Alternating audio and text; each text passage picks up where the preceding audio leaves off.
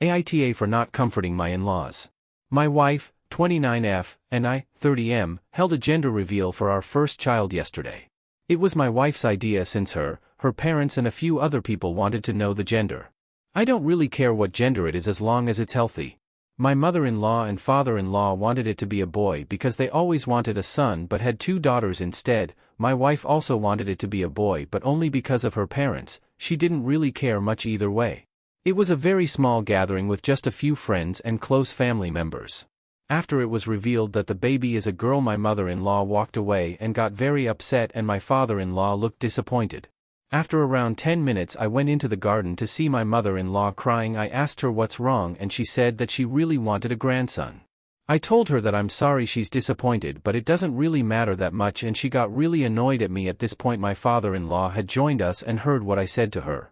He told me I should be sad too since I won't be able to teach the baby about cars. I'm a mechanic and I joked a few times about getting the baby to follow in my footsteps. I told him that she might be interested in cars when she's older, so I don't really understand how that's relevant.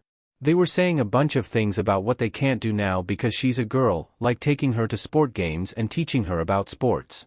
They said that I'll be missing out on giving a son the talk and girls. I don't really care that much about that, but what if the baby likes girls? So their argument is pretty weak.